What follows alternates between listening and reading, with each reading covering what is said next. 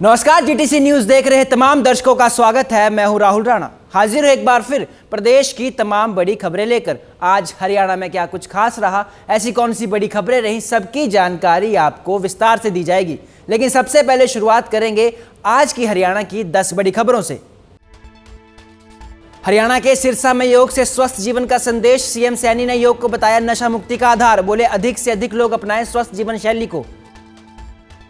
सिरसा में सीएम सैनी ने जिला लोक संपर्क एवं कष्ट निवारण समिति बैठक की अध्यक्षता की। बैठक में रखे गए कुल 22 परिवाद शिकायतकर्ता की समस्याओं का मौके पर ही किया गया निपटारा।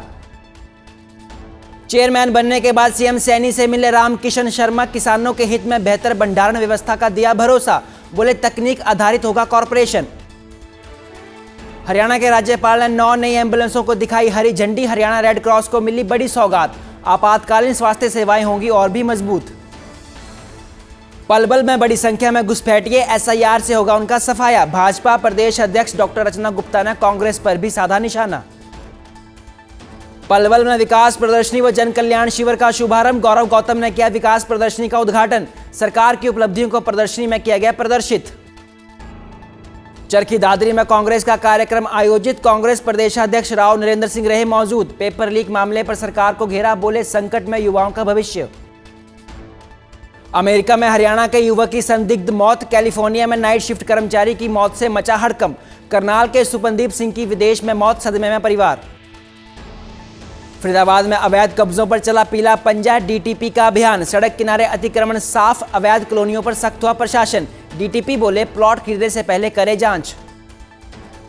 और हरियाणा कोऑपरेटिव बैंक कर्मचारियों का बड़ा ऐलान। 3 जुलाई को सहकारिता मंत्री के आवास को घेरने की चेतावनी। वेतन विसंगति और प्रमोशन को लेकर कर्मचारियों का आक्रोश।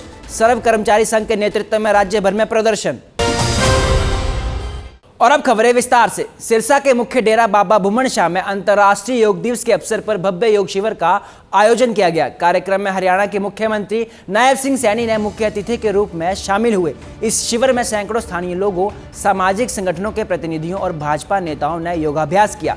मुख्यमंत्री ने योग को स्वस्थ जीवन और नशा मुक्त समाज का आधारशिला बताते हुए कहा कि प्रधानमंत्री नरेंद्र मोदी के प्रयासों से आज पूरी दुनिया 21 जून को अंतर्राष्ट्रीय योग दिवस के रूप में मना रही है। उन्होंने कहा कि हरियाणा सरकार योग युक्त नशा मुक्त थीम पर लगातार काम कर रही है और प्रदेश में योग को बढ़ावा देने के लिए व्यापक स्तर पर अभियान चलाए जा रहे हैं। कार्यक्रम के दौरान मुख्यमंत्री ने बाबा ब्रह्मदास से आशीर्वाद भी प्राप्त किया। परम सौभाग्य का दिन है कि आज इस पावन धरा पर आध्यात्मिक चेतना के केंद्र बाबा भूमन शाह जी के आश्रम में आकर के मुझे असीम शांति व ऊर्जा की अनुभूति इस योग शिविर में हो रही है। सबसे पहले मैं बाबा भूमन शाह जी महाराज के चरणों में नमन करता हूं। साथ ही इस कार्यक्रम के आयोजित करने के लिए मैं आयोजकों को बहुत बहुत बधाई और शुभकामनाएं देता हूं। प्यारी साध संगत जी, हम सब जानते हैं कि 2 दिन के बाद अंतर्राष्ट्रीय योग दिवस 21 जून को अंतर्राष्ट्रीय स्तर पर पूरा विश्व मना रहा है। इस दौरान हमने प्रदेश के लगभग सभी जिलों में योग अभ्यास कार्यक्रम आयोजित किए हैं और इसी कड़ी में आज का ये योग अभ्यास का ये भव्य कार्यक्रम यहाँ बाबा भूमन शाह जी के इस पवित्र भूमि पर आयोजित हो रहा है। पलवल में केंद्र और हरियाणा सरकार के 12 गौरवशाली वर्षों के उपलक्ष्य में आयोजित जनसंपर्क एवं जन जागरूकता अभियान के तहत विकास प्रदर्शनी और जन कल्याणकारी शिविर का आयोजन किया गया। जिला सचिवालय में आयोजित इस कार्यक्रम का शुभारंभ खेल राज्य मंत्री गौरव गौतम ने किया। प्रदर्शनी में पिछले 12 सालों के विकास कार्यों की जनहितकारी योजनाओं और सरकार की उपलब्धियों को प्रदर्शित किया गया। इस अवसर पर मंत्री ने आमजन से प्रदर्शनी का अवलोकन कर जन कल्याणकारी योजनाओं का लाभ उठाने की अपील भी की।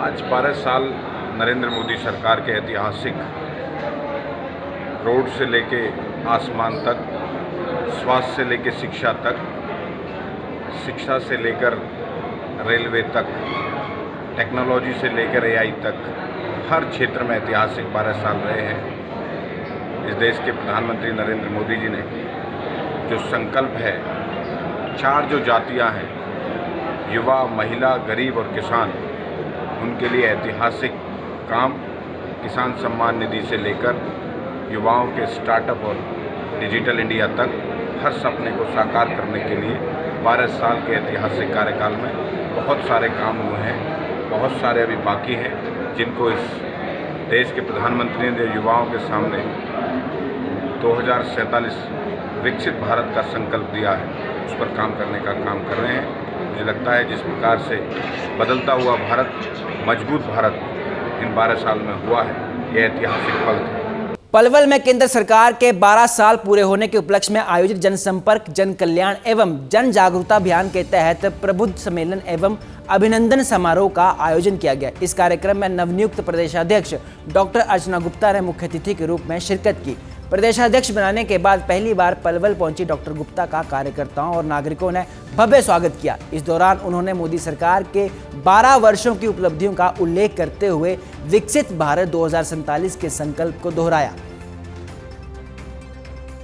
सभी कार्यकर्ताओं में बहुत जोश है, बहुत उमंग है और सभी कार्यकर्ता पूरी ऊर्जा के साथ संगठन के काम को आगे बढ़ाने में दोनों जिलों के लगेंगे। जी, क्या कहना चाहोगे, किस तरह की जिम्मेदारी निभाएंगे आगे? महिलाओं को कितना मौका दिया जाएगा कार्यकारिणी के लिए? महिलाओं को बिल्कुल जैसे मोदी जी की अपेक्षा है 33% मौका पूरा दिया जाएगा। और क्या कहना चाहोगे जिसके पार्टी को लेकर कितनी मजबूत और होगी पार्टी में? हम और नए युवाओं को, महिलाओं को जोड़ेंगे। जहां हमने विधानसभा हारी है वहां संगठन को मजबूत करने का काम करेंगे। कांग्रेस को लेकर क्या कहेंगे, जिस तरह से वो भी SIR को लेकर मीटिंग करती है? कांग्रेस के पास ना नेता है, ना नीति है, ना संगठन है, ना कोई दिशा है। चरखी दादरी पहुंचे कांग्रेस प्रदेशाध्यक्ष राव नरेंद्र सिंह ने प्रदेश की मौजूदा सरकार को जमकर घेरा।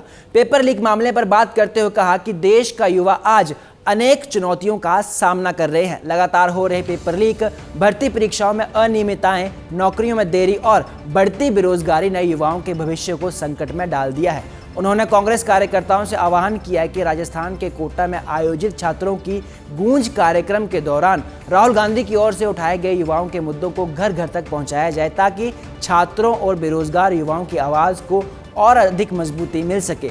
राव नरेंद्र सिंह ने कहा कि नशा केवल व्यक्ति को ही नहीं बल्कि परिवार और समाज को भी प्रभावित करता है। नशे के कारण युवा अपनी ऊर्जा, प्रतिभा और भविष्य खो देते हैं। इसीलिए समाज के सभी वर्गों को मिलकर नशे के खिलाफ व्यापक जन जागरण अभियान चलाना होगा। कार्यक्रम के दौरान ग्रामीण चौकीदारों, सफाई कर्मचारियों एवं समाज सेवा के क्षेत्र में कार्य कर रहे विभिन्न लोगों को भी सम्मानित किया गया। 12 साल के अंदर लगभग 100 पेपर लीक हुए हैं। शिक्षा और परीक्षा पूरी तरह से माफियाओं के चंगुल में आ चुकी है और ये सरकार की विफलता है। और आज सुन के आश्चर्य भी होता है, हंसी भी आती है कि एयरफोर्स के या सेना के जुरिडिक्शन के अंदर पेपर आएंगे। ऐसा क्या नौबत आ गई अपने देश के अंदर? आज से पहले भी तो हुआ करते थे। सरकार को चाहिए कि ऐसी घटना ना घटे, क्योंकि जो नौजवान अपने माँ बाप से बेचारे जो कर्जा लेकर के, पैसा लेकर के आते हैं और तैयारी करते हैं, उनके दिल पे क्या बीतती है। आपको मालूम है इस नीट की जो पेपर लीक हुआ, इसके बाद में लगभग 6 को तो मेरी जानकारी में शायद उससे भी ज़्यादा हो लोगों ने आत्महत्या की है। कितनी बड़ा हमारे लिए ये दुख की बात है।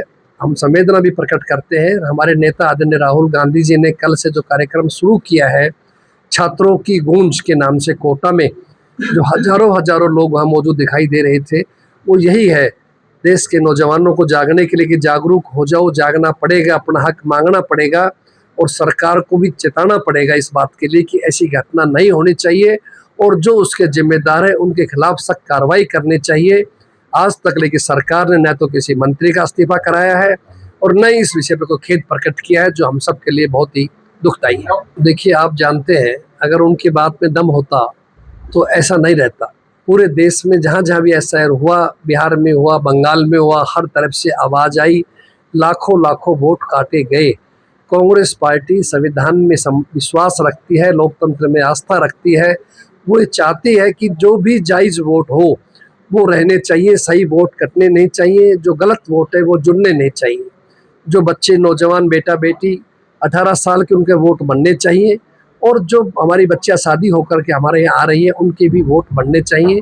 जिनकी डेथ हो चुकी है, जो ट्रांसफ़र है, शिफ्टेड है, और अगर कोई गलत वोट है तो वो काटे जाए। हम उसके पक्षधर हैं। कांग्रेस ने कभी गलत का साथ नहीं दिया, सही के साथ दिया है। हम तो चाहते हैं कि सही लोगों को न्याय मिले और सही मायने के अंदर जो वोटर लिस्ट बने वो शुद्ध वोटर लिस्ट बने, जिसमें सभी लोगों को पूरा विश्वास रहे। हरियाणा में जननायक जनता पार्टी एक बार फिर संगठन को मजबूत करने की कवायद में जुट गई है। कुरुक्षेत्र के शाहबाद हलके में जन जन अभियान के दौरान जेजेपी नेता दिग्विजय चौटाला ने दावा किया कि प्रदेश के 1100 से अधिक गांवों में पार्टी कार्यकर्ता जनता के बीच पहुंच रहे हैं और करीब 200 गांव का दौरा पूरा हो चुका है। दिग्विजय चौटाला ने कहा कि 2019 में पार्टी को मजबूत बनाने वाले कार्यकर्ताओं को दोबारा एकजुट किया जा रहा है और जो लोग किसी कारणवश पार्टी से दूर हो गए थे वह भी अब वापस लौट रहे हैं। उन्होंने भाजपा सरकार पर भर्ती घोटालों, बेरोजगारी, किसानों की समस्याओं और कानून व्यवस्था को लेकर जमकर निशाना साधा। मुख्यमंत्री नायब सिंह सैनी पर भी हमला बोलते हुए चौटाला ने आरोप लगाया कि सरकार जनता के मुद्दों को हल करने में विफल रही है। उनका कहना है कि जेजेपी लगातार गांव-गांव जाकर लोगों से संवाद कर रही है और आने वाले समय में प्रदेश में एक मजबूत राजनीतिक विकल्प के रूप में उभरेगी। 1100 से ज़्यादा गाँव के अंदर जननायक जनता पार्टी ने इस अभियान को ले जाने के लिए फैसला लिया है। उसमें से तकरीबन 200 गांव हम कवर कर चुके हैं।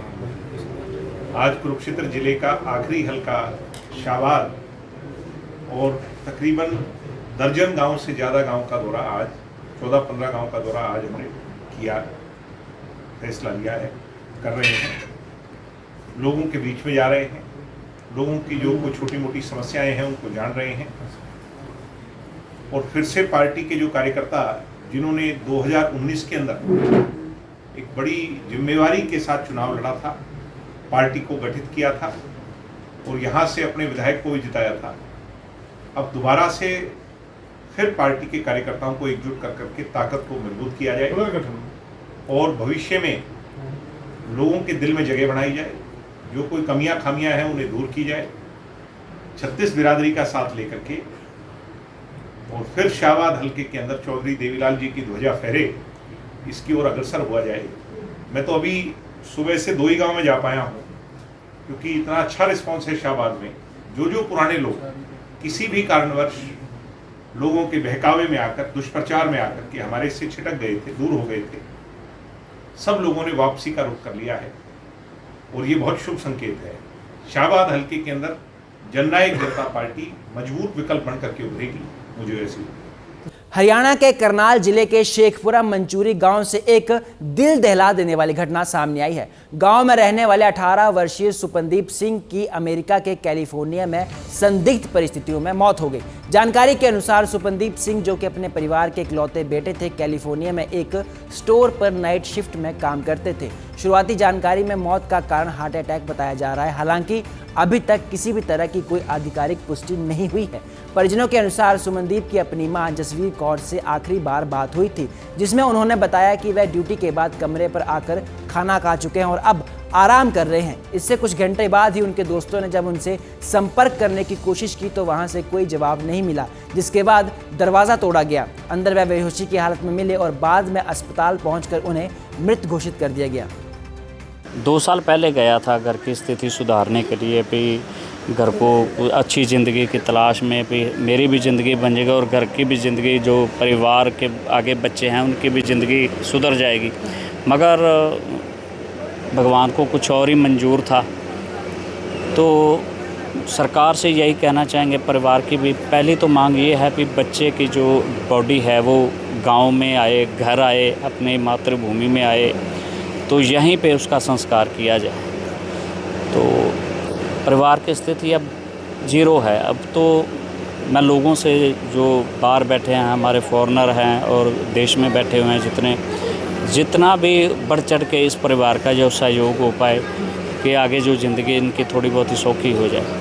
फरीदाबाद में अवैध अतिक्रमण और अवैध कॉलोनियों के खिलाफ प्रशासन का अभियान लगातार जारी है। सेक्टर 9 और सेक्टर 10 की डिवाइडिंग रोड पर डीटीपी विभाग ने बड़ी कार्रवाई करते हुए सड़क किनारे किए गए अवैध कब्जों को हटाया। बताया जा रहा है कि इन अतिक्रमणों की वजह से इलाके में चल रहे सौंदर्यीकरण कार्यों में लगातार बाधा आ रही थी, जिसके बाद एफएमडी की शिकायत पर विभाग ने कार्रवाई की। इस दौरान डीटीपी अधिकारी याजन चौधरी ने लोगों को बिना जांच पड़ताल के प्लॉट खरीदने से बचने की सलाह देते हुए भू माफियाओं से सतर्क रहने की अपील की। विभाग ने साफ किया कि फरीदाबाद में अवैध प्लॉटिंग और अवैध कॉलोनियों के खिलाफ ये अभियान आगे भी लगातार जारी रहेगा।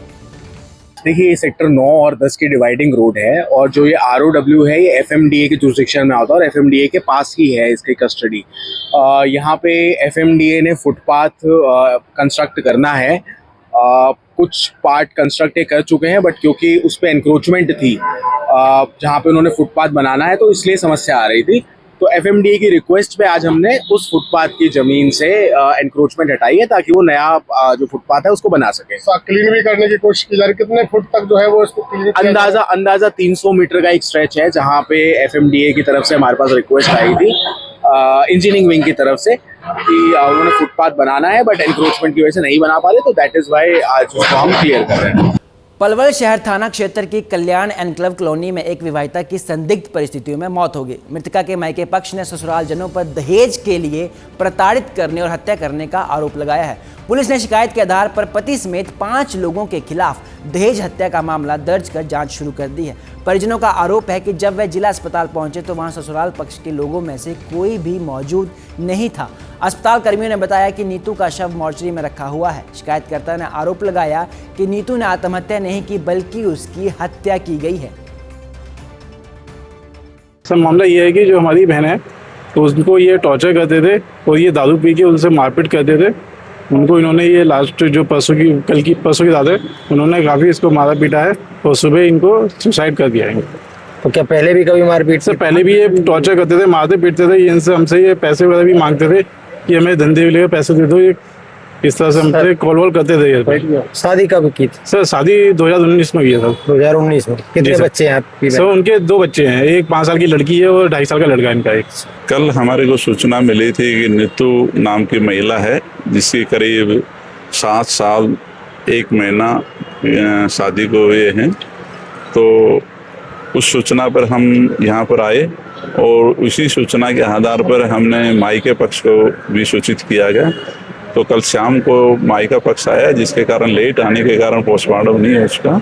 तो मायका पक्ष के तरफ से जो लड़की का भाई है रोबिन, उसकी तरफ से एक शिकायत दी गई है जिसके ऊपर हमने अभियोग दर्ज कर लिया गया है हत्या का, और उसी संदर्भ में आज ये पोस्टमार्टम कराया गया है। जैसा पोस्टमार्टम रिपोर्ट आएगी उसी के आधार पर कार्रवाई की जाएगी। यमुनानगर से एक दिल दहला देने वाली वारदात सामने आई है। थाना छप्पर क्षेत्र के गांव गधौला में एक वृद्ध व्यक्ति ने मामूली कहासुनी के बाद अपनी ही वृद्ध पत्नी की कथित तौर पर हत्या कर दी। जानकारी के मुताबिक महिला का अपने पति से तलाक हो चुका था, लेकिन बाद में वह फिर से उसी के साथ रह रही थी। दोनों के बीच अक्सर छोटे छोटे विवाद होते रहते थे। बीती रात भी किसी बात को लेकर कहासुनी हुई, जिसके बाद आरोपी पति ने कथित रूप से पत्नी के गले में दुपट्टा डालकर उसकी हत्या कर दी और मौके से फरार हो गया। घटना की जानकारी तब सामने आई जब मृतका की गोद ली हुई बेटी ने उसे फोन किया, लेकिन कॉल रिसीव नहीं हुआ। इसके बाद परिजनों को सूचना दी गई। मौके पर पहुंचे परिजनों ने महिला को मृत अवस्था में पाया और पुलिस को सूचित किया। सूचना मिलते ही पुलिस मौके पर पहुंची और शव को कब्जे में लेकर जांच शुरू कर दी है। जांच के दौरान पास के खेतों से वह दुपट्टा भी बरामद हुआ, जिससे हत्या किए जाने की आशंका लगातार जताई जा रही है।